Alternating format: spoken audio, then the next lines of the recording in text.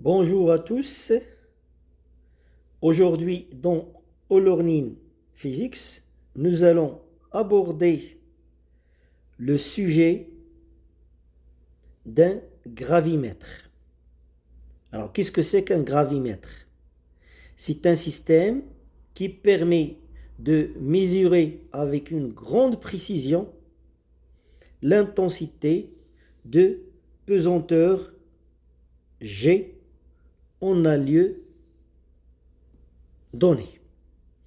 Et le modèle de ce gravimètre, ça va être un système mécanique oscillant composé par une barre de longueur L de masse négligeable, un objet assimilé à un point matériel de masse M,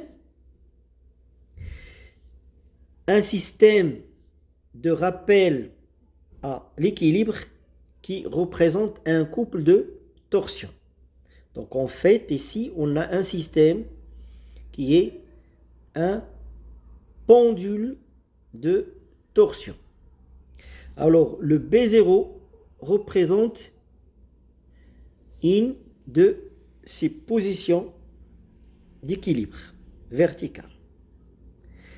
Alors, on va déterminer l'intensité du champ de pesanteur en un lieu donné, G, en étudiant le mouvement de ce système. Alors, commençons par l'étude dynamique. En fait, pour avoir le mouvement, on va écarter le système de sa position d'équilibre vertical d'un angle petit θ max dans le sens positif et on le lâche sans vitesse initiale à l'instant initial. Et à chaque instant t, on repère le système, sa position, on repère la position du système par son abscisse angulaire θ. Donc on suppose que les frottements sont négligés. Donc on vous demande dans la question 1 d'établir l'équation différentielle du mouvement en appliquant la relation fondamentale de la dynamique. En fait ici, ce n'est pas la relation fondamentale de la dynamique qu'on va appliquer. C'est le théorème du moment cinétique et plus précisément sa projection selon l'axe de rotation delta. C'est cet axe-là, delta, et ce qui va nous donner comme relation J delta θ de point est égal moment en delta de toutes les forces appliquées. En fait, ça, c'est une équation scalaire, alors que le théorème du moment cinétique représente une relation vectorielle. Alors, pour ceux qui ne savent pas ce que c'est que le moment cinétique, je signale au passage que un lycéen a déjà eu l'occasion d'exprimer le moment d'une force. Donc, le moment d'une force, c'est une grandeur vectorielle exprimée par OM, produit vectoriel, cette force. Alors, le moment cinétique, c'est le moment de la quantité de mouvement du point matériel étudié. Donc, vous remplacez F par mv, la quantité de mouvement du point matériel m de masse petit m. Voilà, ça c'est ce qu'on appelle la quantité, le moment cinétique, et on le note sigma de m.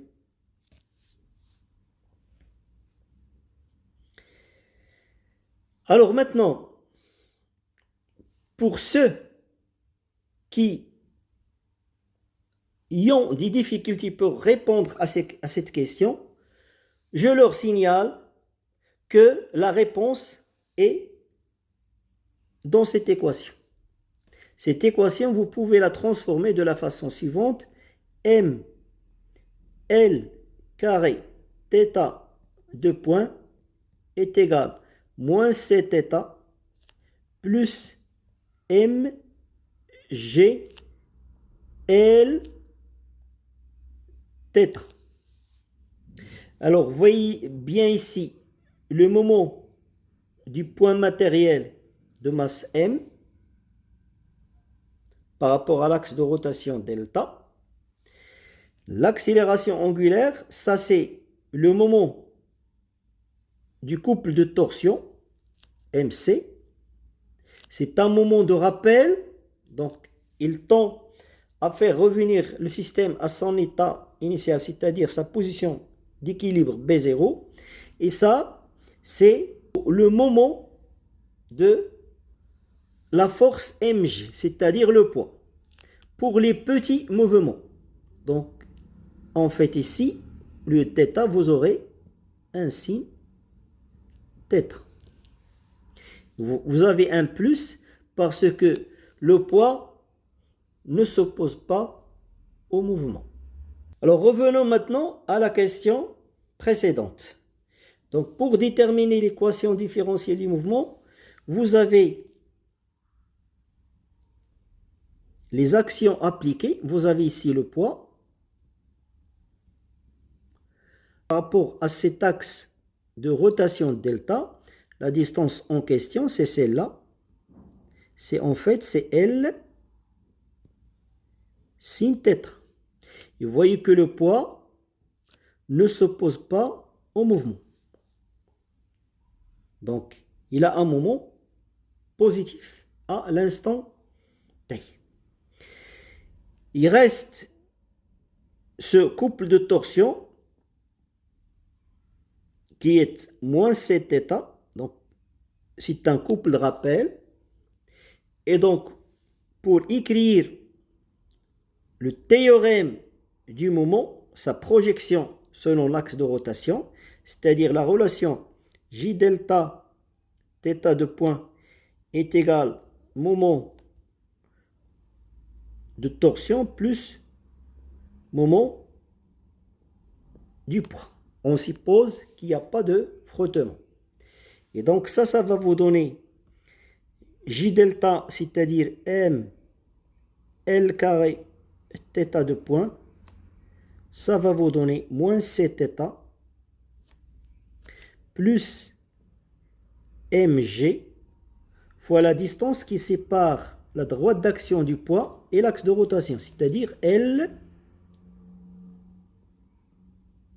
sin θ. En plus, je suppose que j'étudie les petits mouvements pour passer à une équation linéaire. J'approxime sin θ à θ. Et j'obtiens l'équation différentielle demandée. Donc c'est ce qu'il faut démontrer. Dans la question 1-2, on vous demande de déterminer la dimension de cette expression-là. Alors, en observant l'équation différentielle, on voit bien que ce terme-là, il a la dimension d'un temps moins 2. Et donc, automatiquement, cette quantité-là aura une dimension aussi d'un temps moins 2 pour que notre écriture soit homogène. Alors, vérifions cela. Donc, c'est en fait, c'est le moment. Moment, c'est force fois une distance. Donc, Newton, c'est masse, longueur, T-2, fois une longueur. C'est ça, le moment, divisé par m, donc c'est la masse, longueur au carré. De même pour le G, c'est ça, il a la même dimension que pour G, qui est G sur L, qui est L T-2 divisé par L. Donc, vous voyez bien que la dimension de cette quantité-là, c'est un T-2. Et donc, on va la noter, cette quantité-là, on va la noter oméga 0 au carré. Oméga 0 étant la pulsation propre du mouvement. C'est en fait, c'est 2pi divisé par t, qui est la période du mouvement. Et ça, c'est une équation caractéristique d'un oscillateur harmonique à condition que cette quantité soit positive. Et donc, il faut que la constante de torsion soit supérieure à une valeur minimale qui est en fait mgl.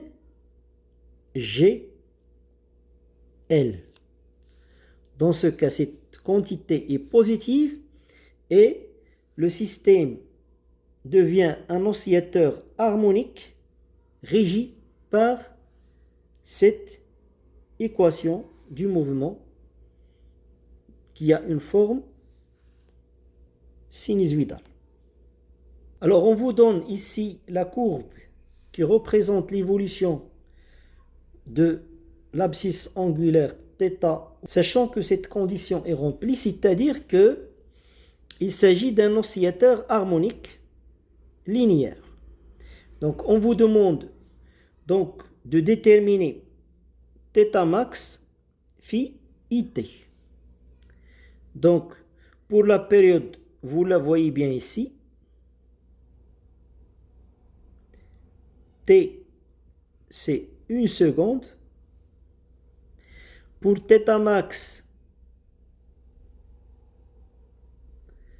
on voit bien ici θ max. Donc, c'est cette valeur-là. Donc, 0,15 radians. Et pour phi, donc, il faut revenir aux conditions initiales. À t égale à 0, on a θ égale θ max et θ point égale à 0. C'est-à-dire on lâche le système sans vitesse initiale. Alors, on a θ de 0, c'est θ max cos phi, et θ point de 0, c'est moins θ max oméga 0 sinus phi. Ça doit être égal à 0. Donc, phi, ça va prendre soit la valeur 0, soit la valeur pi. Bon, pour cette valeur pi là, vous aurez ici un θ de 0 négatif. Donc, ça ne va pas être admise. Donc, cette solution sera rejetée et la valeur qui va être en accord avec la représentation, c'est en fait phi égale à 0. Et donc, θ, ça va être égal θ max cosinus oméga 0 t.